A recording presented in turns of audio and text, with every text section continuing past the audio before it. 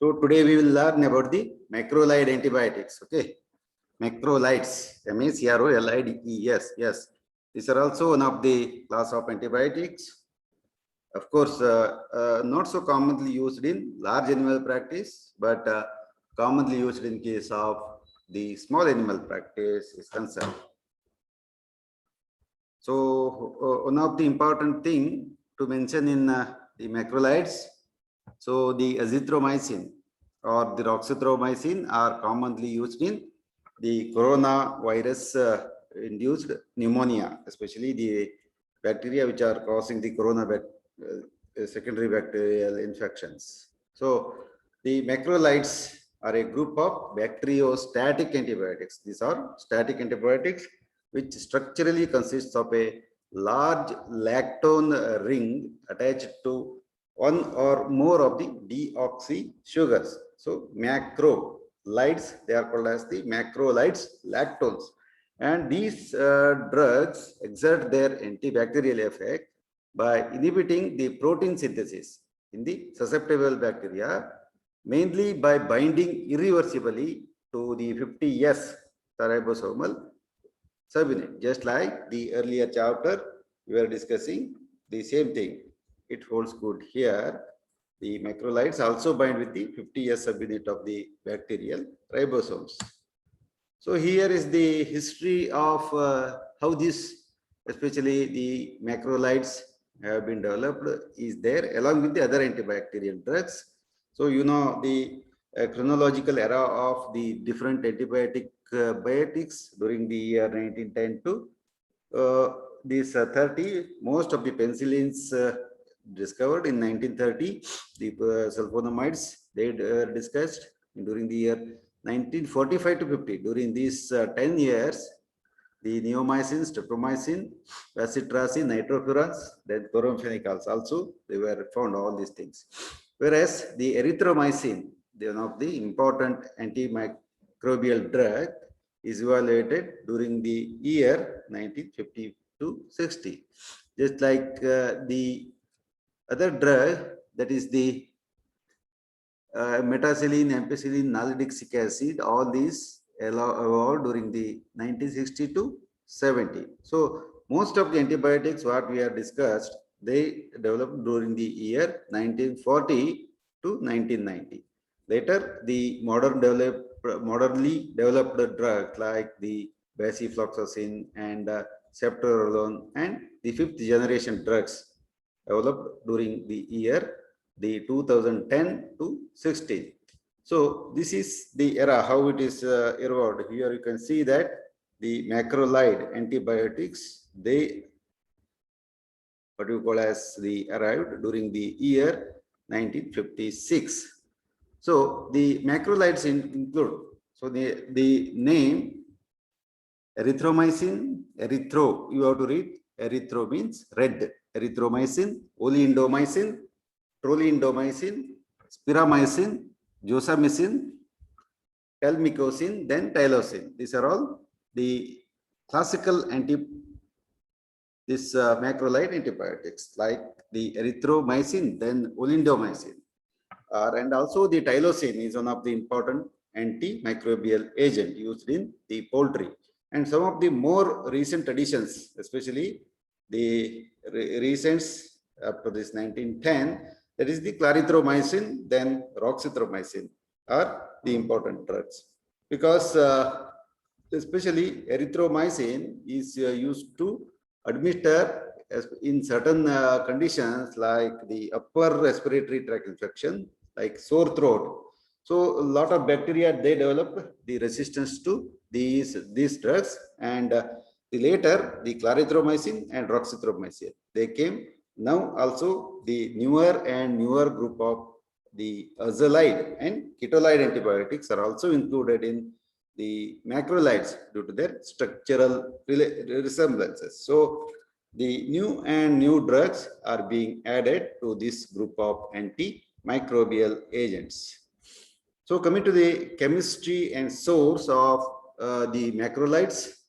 So the macrolide or macrocyclic lactones, they are also called as macrocyclic lactones, have complex chemical structures consisting of a large lactone ring, usually 14 to 16 atoms attached to one or more deoxy sugars. So that's also usually cladisone and desopamine by the glycosidic linkages. And each macrolide antibiotic may further consist of the mixture of closely related agents. So they are identical to each other, which differ from each other in respect to some chemical substitution. Example, erythromycin consists of the erythromycin A, B, C, D, and E.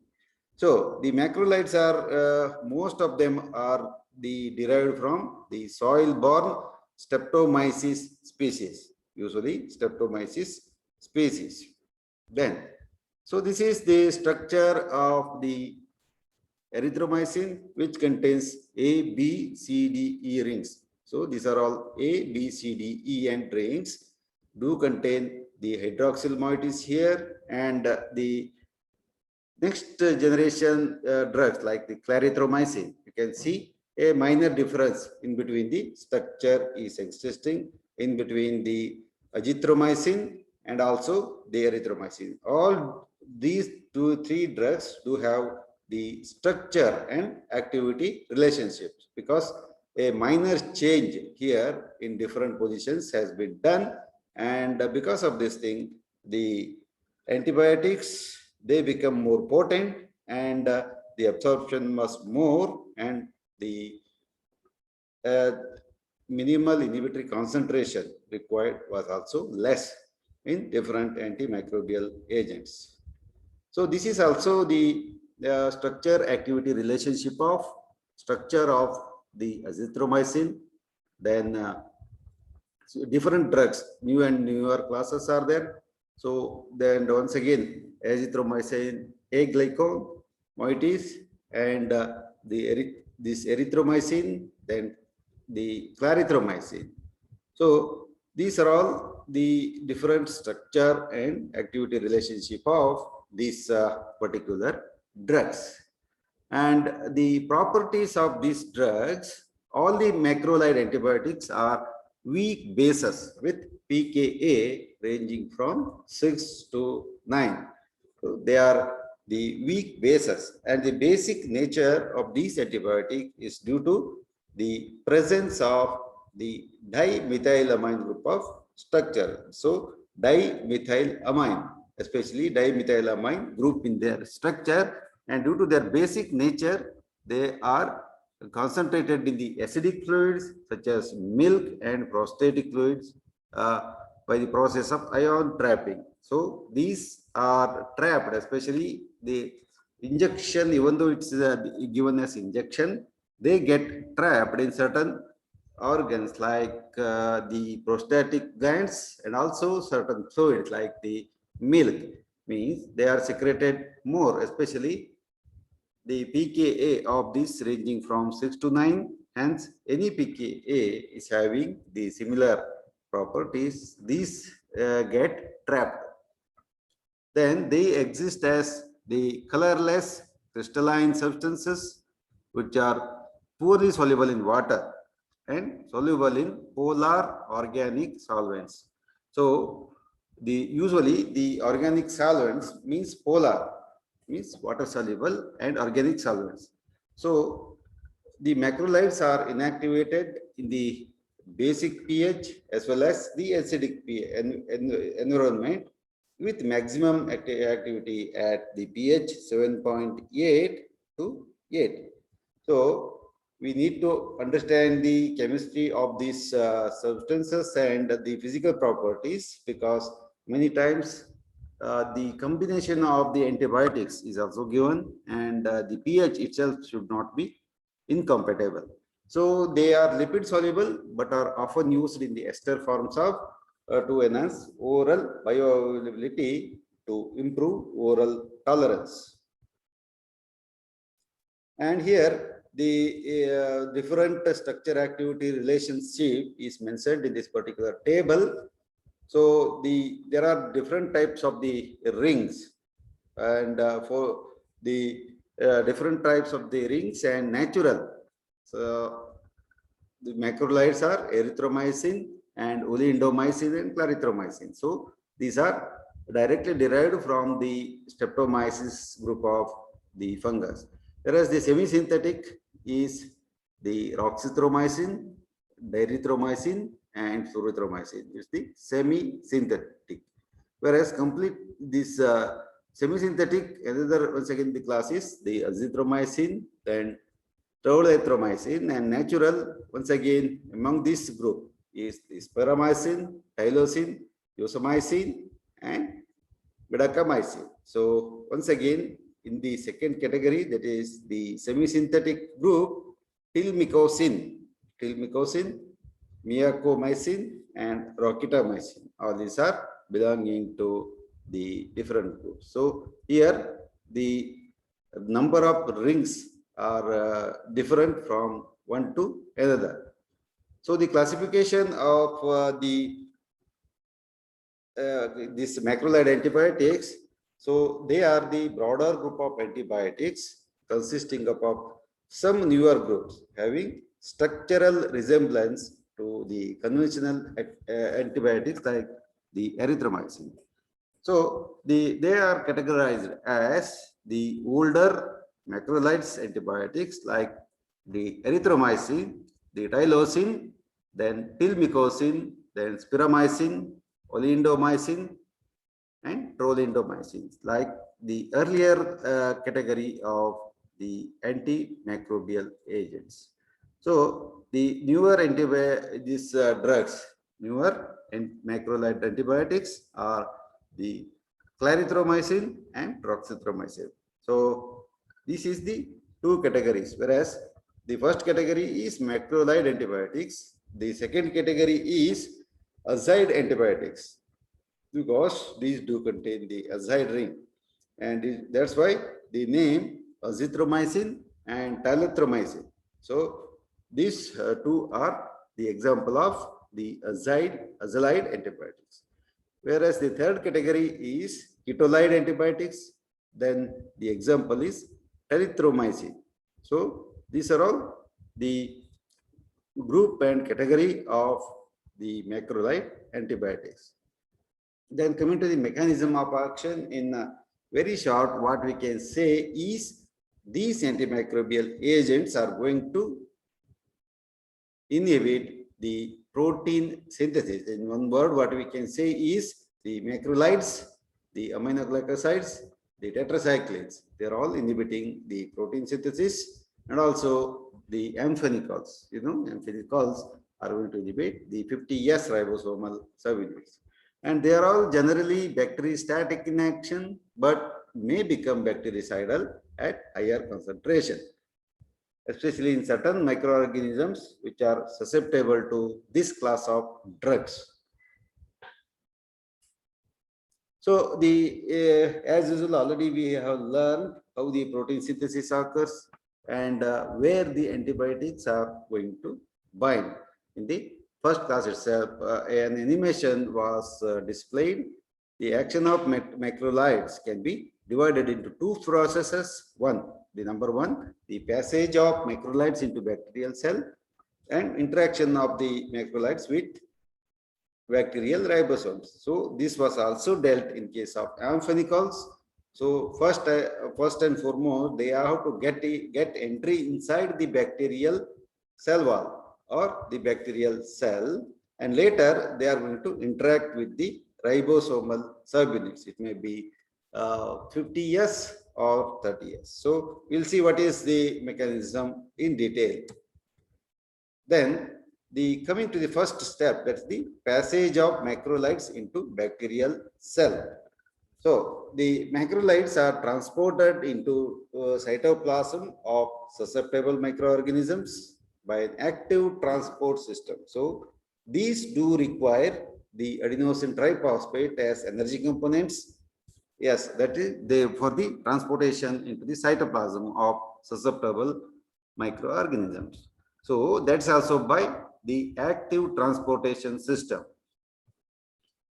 Whereas the gram-positive bacteria accumulate about 100 times more antibiotic than do gram-negative organisms.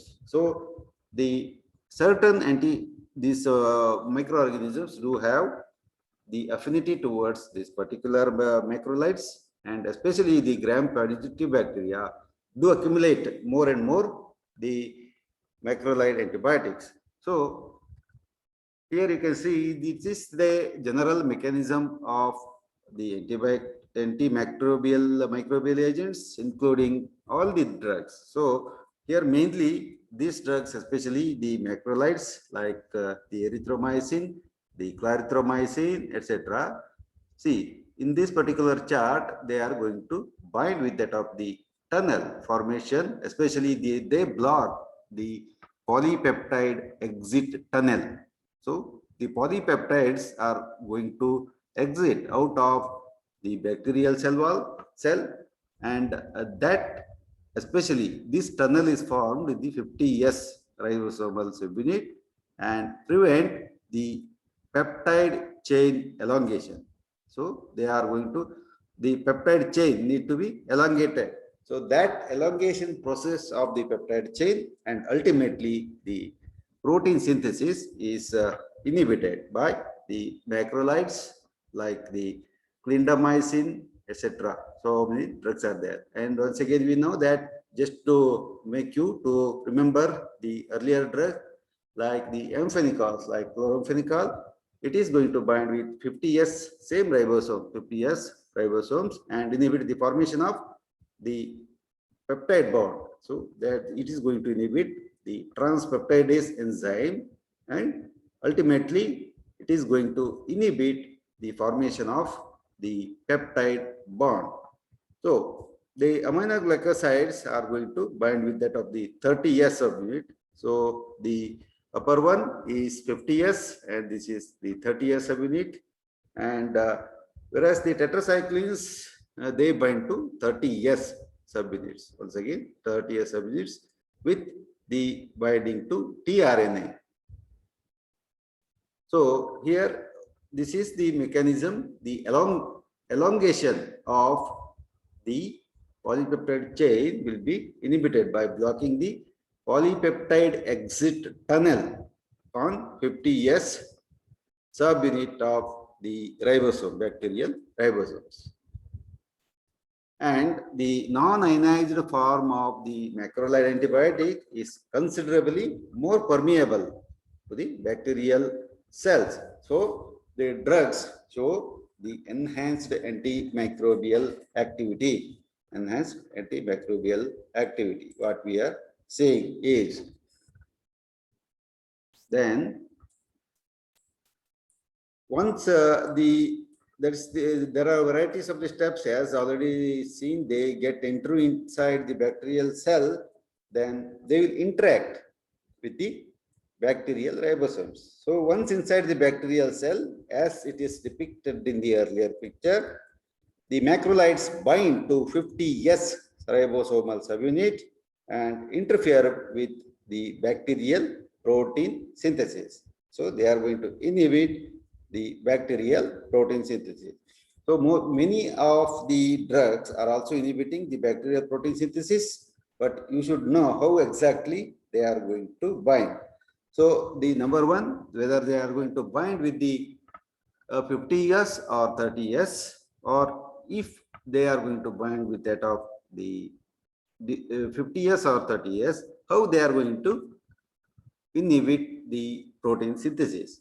So in this case, particularly the macrolides are going to bind with the 50S subunit and stop the elongation process of the peptide ring.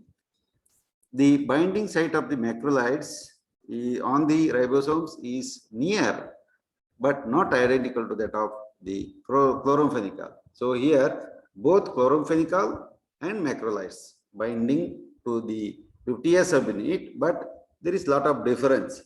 It is not similar. So the macrolides do not inhibit the peptide bond formation, but block mainly the translocation of step wherein a newly synthesized peptidyl tRNA moves from the acceptor site on the ribosome to the peptidyl P site. So, you know, the bacterial protein synthesis. Once again, I will show it tomorrow if you are interested. So here there is a formation of different type of the chain, especially the peptidyl tRNA. It need to be moved out from the acceptor, that's the A site, to the P site, that is the ribosome to peptidyl P site. So this step is inhibited by the macrolide antibiotics. So this is the another pictorial depiction of the macrolide antibiotic action. Here you can see that this is the P site and this is A site. This is P site and this is A site. So the macrolide antibiotics are going to bind with that of the P site, especially the bacterial proteins. Then what happens is here later the tRNA and mRNA, they need to signalize each other to formation of the peptidyl chain with the help of the peptidyl transferase enzyme. So what happens is, in the earlier sentence we have read. So the exact mechanism how the macrolides are going to act is they do not inhibit the peptide bond formation. That's the thing. But they block mainly the translocation step, wherein the newly synthesized peptidyl tRNA molecules moves from A site to P site. So they are going to inhibit the moving of the peptidyl transferase chain to P site to A site. So ultimately, the meaning of this thing is they are going to bind with that of the P site in the 50S subunit of the ribosome, especially belonging to the bacteria. But whereas the 30S, it is not affected by this thing, and ultimately the nascent polypeptide chain will be formed. This polypeptide chain is not useful for the bacteria for its growth. So the bacteria's growth will be arrested. So that's how it is going to act as the bacteriostatic drug. So you know very well that the tRNA and mRNA play a very important role in the synthesis of the polypeptide chains with the help of the peptidyl transferase enzyme.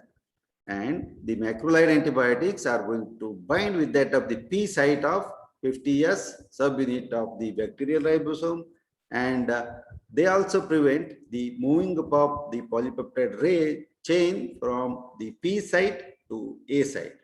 Hence, the nascent polypeptide chain will be formed, which is not useful for the bacteria to the protein synthesis.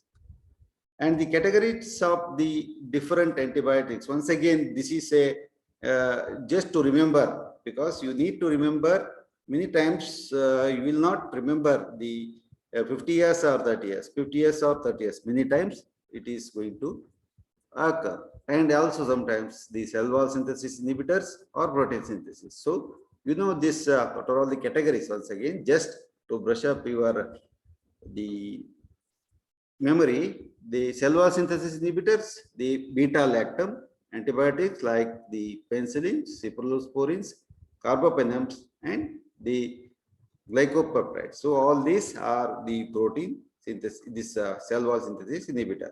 Whereas the bacterial protein synthesis is inhibited by, already we know that the tetracyclines, the lincomycins, the macrolides, and aminoglycosides.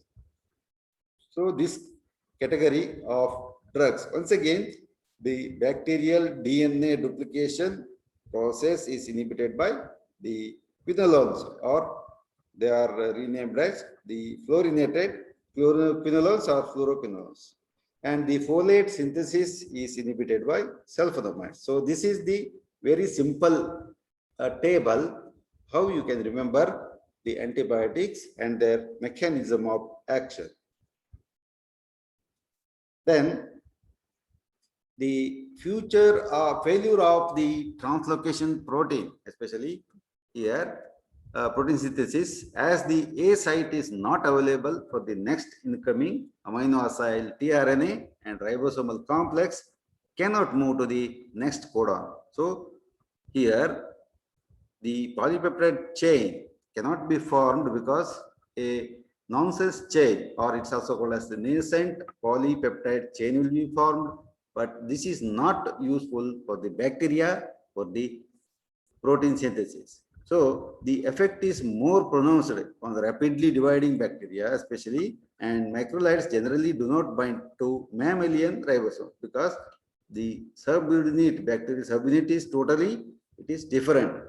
So the mammalian cells will not be bound with that of the bacteria, the antibacterial drugs. So this is a table which is indicating the metabolism process of the macrolide antibiotics. Once again, we will come back to this particular drug is concerned. And antimicrobial spectrum, the macrolides are effective against most of the aerobic and anaerobic gram-positive bacteria.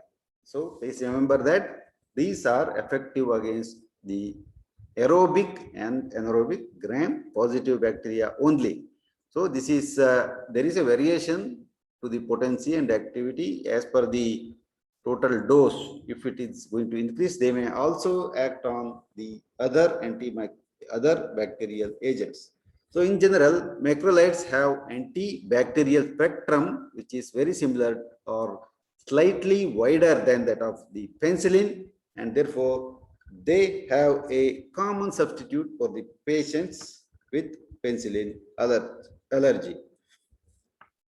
So these antibiotics can also induce the allergy like penicillin, as the antibacterial spectrum is similar or slightly wider than that of the penicillin. So there is a common substitute for patients with penicillin allergy. So whenever the patients do have the penicillin allergy, these antibacterial agents can be replaced. Suppose the patient is having the allergy to the one of the better antibiotic like amoxicillin, then instead of that thing, you can use the clarithromycin, etc. So these drugs will act as the replacement for the penicillin antimicrobial agents. So the spectrum of antibacterial activity, it is similar to penicillin, very similar. That's the, as the generation increases, there's the penicillins, like the penicillins, the narrow spectrum, beta-lactamase, susceptible penicillins, and the resistant penicillins, broad spectrum penicillins, like that. They are also having the similar spectrum of activity. Then here you can see what are all the bacteria susceptible. Number one, the Streptococcus pneumoniae, whereas in case of the gram-positive bacilli, these are the cocci. So the Bacillus anthracis, which is effective, and Streptomyces pyogenes, which is causing the complications in the wound, forming the pus, and the Staphylococci and most of penicillin resistance species. And these are now macrolide resistance also, because there is a cross resistance, and the Clostridium tetani are also effective, whereas the gram-negative cocci like the Neisseria gonorrhoeae, that is the gonorrhea causing bacteria, whereas the gram-negative bacilli, that's the Legionella pneumophila, and the Moraxella catarrhellus or Moraxella bovis also susceptible to the antimicrobial activity of the macrolides. So apart from this one, the gram-positive bacilli, gram-negative bacilli like the Bordetella, then Bartonella, Haemophilus, etc., Campylobacter, etc., and Helicobacter. So you know that the Helicobacter pylori. So you may remember when we are dealing with the digestive pharmacology, we have dealt this particular Helicobacter pylori in very detail, because these are the agents that complicate the gastric ulcers and cause the ulcers not to heal, especially the Helicobacter pylori, which are the gram-negative bacilli, which are present in the deep crests of the gastric ulcers. That's why these macrolide antibiotics are very commonly used to treat the infections induced by the Helicobacter pylori and get rid of the ulcers. So please remember this particular thing. Clarithromycin, it is the triple antibiotics are used. The antimicrobial agents like the secnidazole or tinidazole, then the clarithromycin and a proton pump inhibitor. They are all used. Then antimicrobial spectrum continuation and the beta hemolytic streptococci, pneumococci, and staphylococci and enterococci all are usually susceptible to the macrolides. So to simply remember, the macrolides are the range of the antibacterial activity. It's very similar to that of the beta-lactam antibiotics. So the bacteria includes the streptococci, pneumococci, staphylo, and enterococci, and they are generally not active against the gram-negative bacteria except some strains of the Pasteurella, then Haemophilus and Neisseria species only. Whereas the macrolides, another thing is they are effective against the Mycobacterium, which is causing the tuberculosis, then also the Mycoplasma, then the Chlamydia, then also some of the rickettsial infections, but they are not effective against the protozoa, virus, and fungi. So of course, they are also useful in the Mycobacterium and Mycoplasma. The action is totally different, especially in these drugs. Here, the bacterial resistance occurs in this particular antimicrobial drugs is concerned. The acquired resistance to the macrolide antibiotic in susceptible gram-positive bacteria results mainly from the changes in the ribosomal subunit, especially the drug need to enter inside the bacterial cell, then it should bind with the specific binding site. So this site itself will be altered. That is the number one type of the resistance, and this type of resistance has been associated primarily to post-transcriptional methylation of the 23S bacterial subunit. So in the 50S itself, you know that it is divided into 30S, 23S. So it is going to bind with that of the 23S subunit of the bacterial ribosomes. And as you know, the bacterial resistance comes by varieties of the way. The number one is the bacteria will develop the resistance in such a way that the poring channels getting narrow and not allowing the antibacterial drug to enter inside the bacterial cell. And another mechanism is usually there will be alteration of the binding sites, especially the P and A sites, different bacteria. It is altered, and sometimes there is a pumps are there, efflux pumps. So they will put the antimicrobial agent out of the cell wall, and also the efflux pump. Here you can see it is putting out the antimicrobial agents out of the cell wall, and sometimes it also makes the bypass pathway. So that's inducible by the drug. So you know in detail about the antimicrobial resistance mechanism. So as usual, with the very similar to the other antimicrobial agent, it is going to cause decreased permeability of the antibiotic through cell envelopes. Efflux of the drug by the active pump mechanism. So here you can see that a pump will be produced by the bacteria, and it will put all the antibiotic out of the bacterial cell. And also the certain inactivating enzymes, they are also produced. The bacterial resistance is mostly plasmid mediated, it is genetic mediated, and may develop rapidly.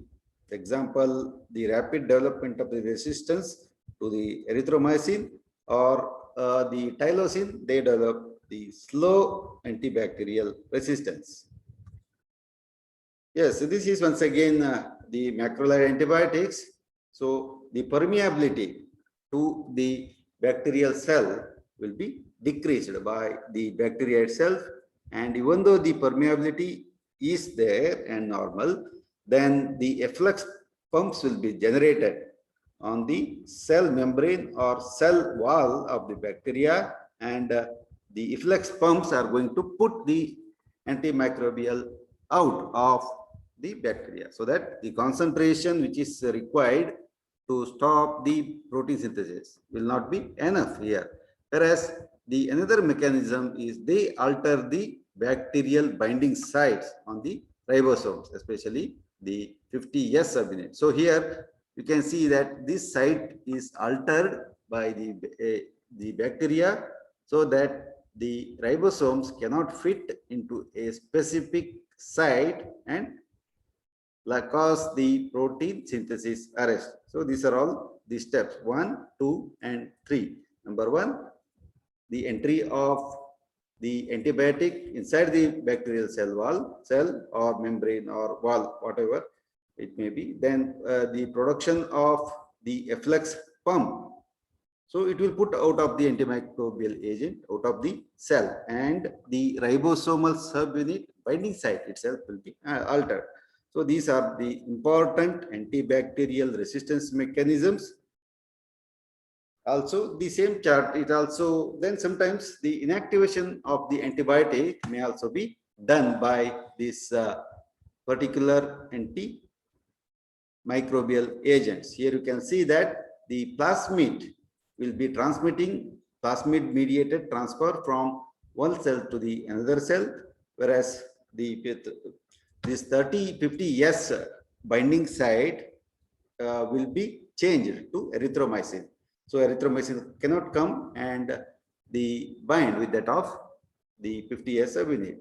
So whereas the methylase encoding gene itself will be altering the ribosomes, whereas because of this thing, the binding site is not available to the antibacterial drug. So the summary, the altered antibiotic entry and enzyme acting on the antibiotic will be increased. The binding sites and ultimately the plasmid mediated transfer of the resistance, it occurs as usual with the other antimicrobial agents. So here you can see the antimicrobial target sites. So just once again, many times I will be putting some mechanism of actions and the bacterial resistance for remembering properly. Number 1 is the cell wall will be inhibited by the beta-lactamase, most of the beta-lactamates, and also the vancomycin. Whereas the DNA gyrase or the DNA or RNA synthesis will be inhibited by the fluoroquinolones. The next chapter, what we are going to do, that is the fluoroquinolones, fluorinated quinolones like norfloxacin, enrofloxacin, ciprofloxacin, dinofloxacin, and many more. Whereas the folate synthesis will be inhibited by the sulfa and trimethoprim by the different mechanisms. Whereas the cell membrane synthesis will be inhibited by daptomycin.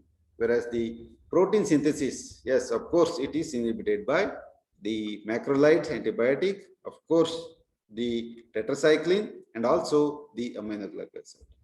Whereas the bacterial resistance, yes, as we have already told, the efflux pump will be there, which will put out the entire antimicrobial agent outside the cells, and this type of the resistance will be developed by the bacteria to fluoroquinolones, then aminoglycosides. So the example of the aminoglycoside, all mycins, gentamicin, this streptomycin, etc. Whereas the tetracyclines, then beta-lactams and macrolides. So in all these particular antimicrobial agents, the entry of the antibiotic will be prevented inside the cell wall. Whereas they bypass the immunity, and the tetracycline, this happens, the trimethoprim and sulfonamides. Whereas the same antibacterial drugs are going to modify the targets where it is going to bind, like the fluoroquinolones, they are going to change the DNA gyrase enzymes, whereas the vancomycin and penicillins and macrolides also do similar pathway, and also the aminoglycosides, they are going to change the binding site, whereas certain inactivating enzymes are produced by the beta lactams, especially beta lactams are going to produce the penicillinase, whereas the cephalosporinase enzyme will be produced by this particular bacteria. And the cross resistance with other macrolides like the lincosamides and chloramphenicals, because all of these are going to bind with the almost similar sites, and may occur due to their similar binding sites, especially on the ribosomes. Whereas coming to the pharmacokinetic property, that means how it is absorbed, how it's distributed, metabolized, and excreted from the body. So the number one, just like the amphenicols, these are lipid soluble antibiotics which are rapidly absorbed from the GI tract, just like the amphenicols, if not inactivated by the gastric acid. So they should not be inactivated by the gastric acids, and as they are highly lipid soluble, they are going to be absorbed in a proper manner. Then oral preparations are often enteric coated to prevent the gastric acid inactivation, especially the erythromycin. It will be just like a capsules, and stable salts and esters of macrolide base are also used to improve the acid stability and facilitate the absorption. So enteric coated tablets are made up of the gelatin capsules, gelatin outer coat, which prevent directly the acid exposure to the antibiotics.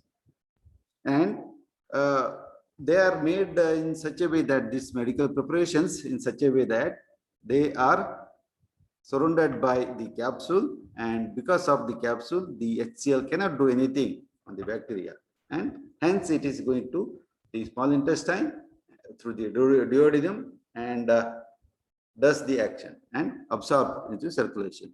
And presence of food usually interferes with GI absorption. It is very common. The presence of the food interferes with the GI absorption, but most of the time we need to administer the antibacterial in the full stomach only, because or else it may cause the degradation or less absorption of the antimicrobial agent. Especially in ruminants, absorption of macrolide antibiotic from ruminal reticulum is erratic and unreliable and is usually delayed.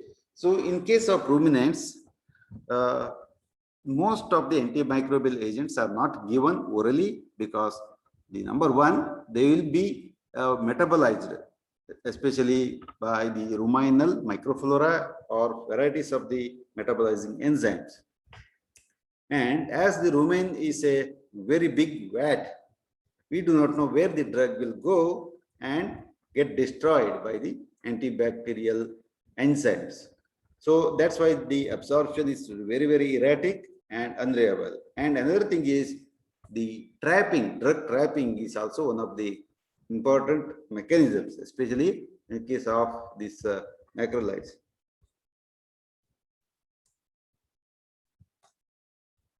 In general, peak plasma concentration of the macrolide antibiotics occurs within 1 to 2 hours after oral dose.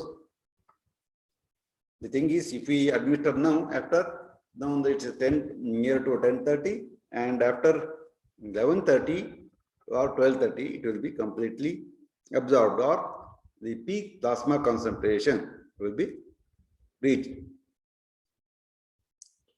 Whereas if you administer the macrolides through the IM or subcutaneous, then it is very, very rapid. Then coming to the distribution, just like the amphenicols, The macrolides are widely distributed in tissues and tend to accumulate in some cells, including the macrophages and leukocytes, because of the ion trapping, because of the little alkaline pH ranging from 6 to 9, pKa ranging from 6 to 9. So these antibiotics get trapped, and tissue concentrations for commonly used macrolides are higher or equal to than that of the plasma concentration. Sometimes the tissues accumulate more and more macrolide antibiotics when compared to the blood. So remember that the pharmacokinetic property of the macrolides is similar to that of the amphenicols, whereas the antibacterial spectrum is similar to that of the beta-lactam antibiotics. So they cross placenta just like the chloramphenicol or emphenicol. These are going to cross the placenta, but not the CSF and blood-brain barrier. The chloramphenicals or emphenicals, they are going to pass the blood-brain barrier and act on the bacteria which are present in the central nervous system, especially the brain. But these are going to cross the placenta and act on the fetus, but not on the host brain. And their concentration in milk is usually several times greater than that of the plasma, especially in case of mastitis. If we treat the animal with this particular type of the antimicrobial agents. So the macrolide antibiotics are 70 to 18% protein bound. It's very similar to that of the amphenicols. Protein bound, mainly the acid glycoproteins, and do not to the albumin, especially the glycoproteins which are present. So they are going to bind it to the extent of 70 to 80%. So here is a very short summary of the macrolide uses. Especially these are very effective against the upper respiratory tract infections.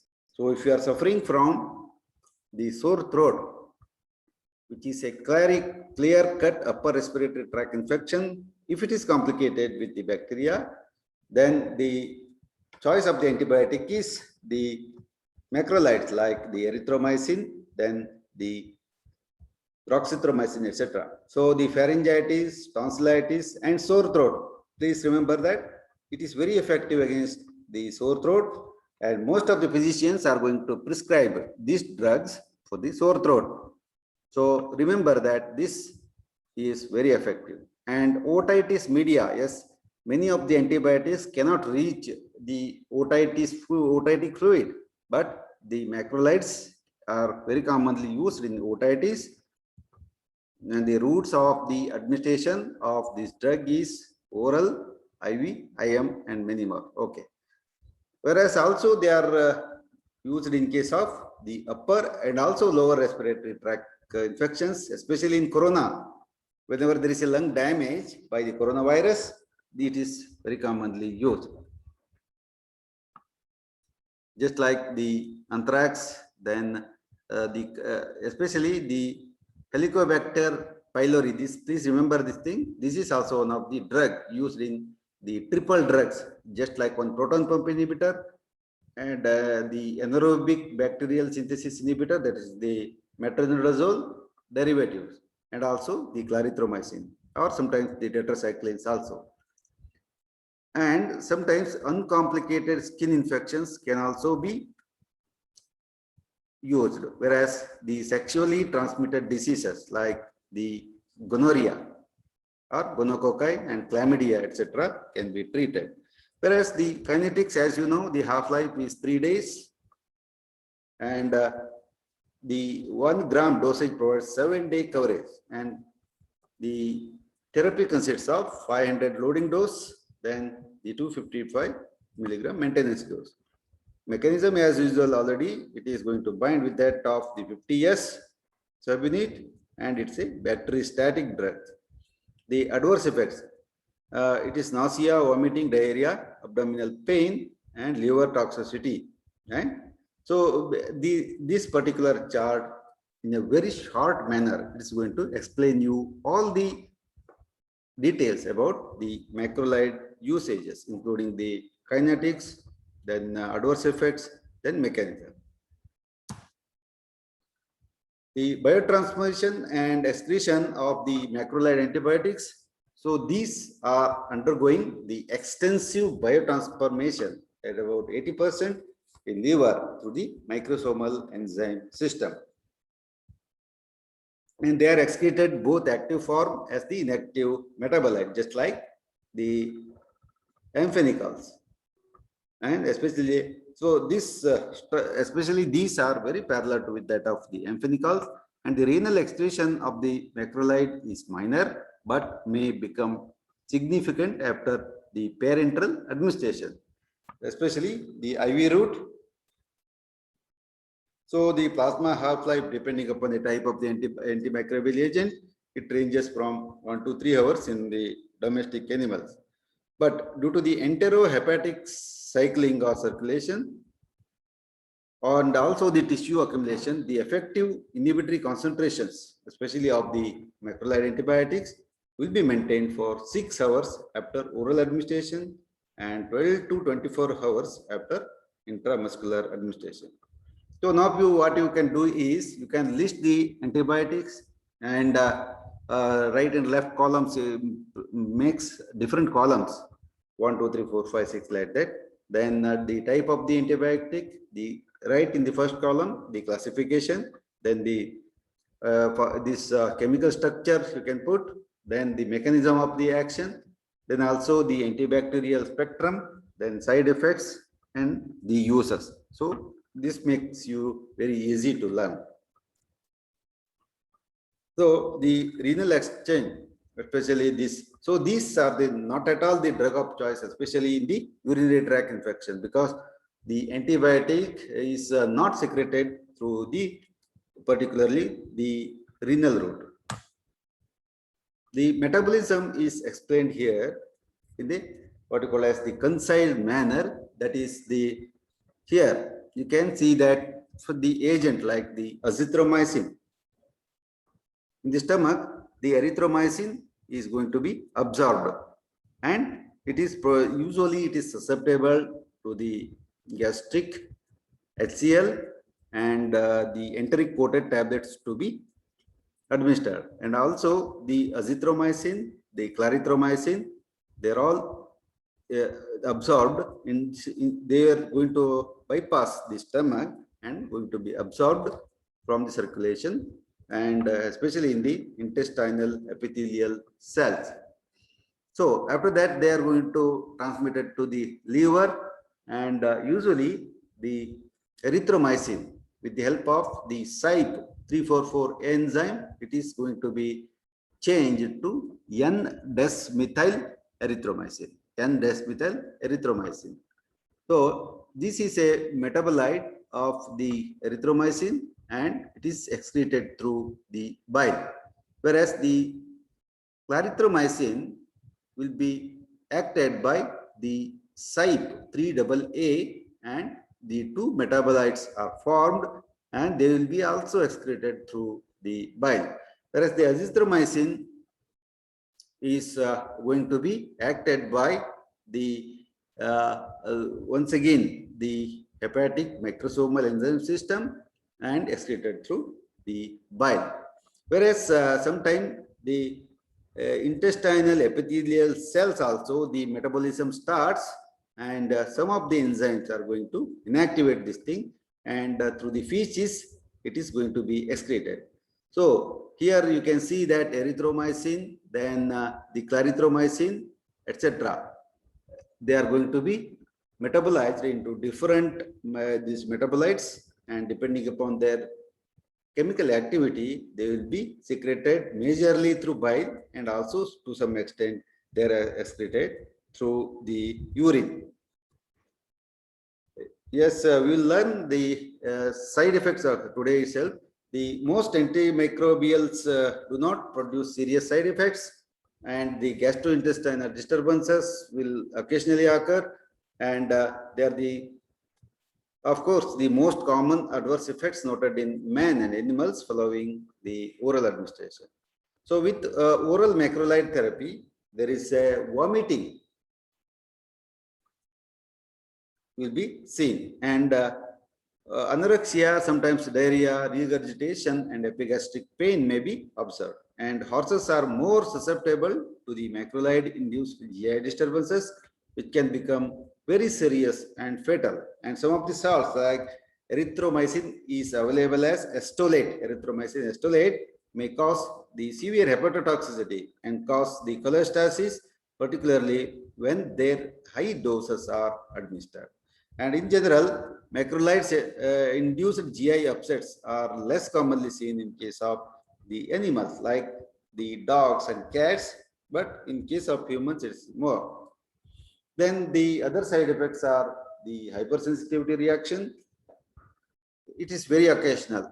So what we can say is it is a rare occasion, hypersensitivity. Clinical signs of hypersensitivity may suffer sometimes. It may occur as a idiosyncrasy. It may cause rashes, fever, and skin eruptions, and other allergic manifestations are somewhat rare. And the other effects of the macrolides commonly produce pain and swelling at the site of injection. So the tylosin and other drugs are available as the injections, but they are highly painful to the cattle. And some macrolides, especially the tilmycosin and tylosin, they have tendency to produce the cardiovascular toxicity also. Then the transient auditory impairment, especially the ear in humans, and super infections in animals are the other unwanted effects, especially these are produced by the macrolides, especially after very high doses and on prolonged administration respectively. So the macrolides, mainly erythromycin and the clarithromycin, have the class of the QT, especially in case of cardiac disturbances, will be there, and which lead to Torsades pointers. That's the cardiac disorder. So Torsades pointers, wherein which the cardiac rate is impaired along with the cardiac outputs. So this will be the side effects. Contraindications and precautions. Macrolide antibiotics are contraindicated in the hypersensitivity. They should be used cautiously with pre-existing liver dysfunction, and they need to be used in non-ruminant herbivores, such as the horses and rabbits, because there is a chances to reaction causing fatal digestive disturbance that can be used in horses less than 1 year old. But the care must be taken that other horses do not come in contact with the macrolide treatment. So in case of horses and ponies, they will cause serious side effect. That's also fatal. That should not be used. And as macrolides enter the milk, their use in the lactating animals should be avoided. And although the macrolide antibiotics are not demonstrated teratogenic effects, they should only be used during pregnancy when there is a benefit over the risk. Drug interactions, they should not be used with chloramphenicol, lincosamide, because they compete with the 50S subunit.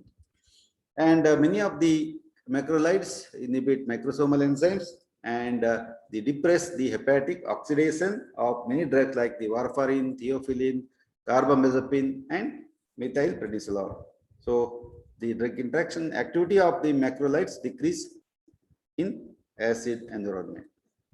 And the clinical uses, they are widely used in case of both vet practice and human. They are often used as the penicillin substitute, as it is they are highly effective against the gram-positive bacteria. And general indications of macrolides include the URT, upper respiratory tract infections, the bronchopneumonia, enteritis, metritis, urinary tract infections, especially in case of the ulcers, which are caused by the Helicobacter pylori. And this is about the how. Yeah, Haley. Present 5 minutes. Okay. 1 minute.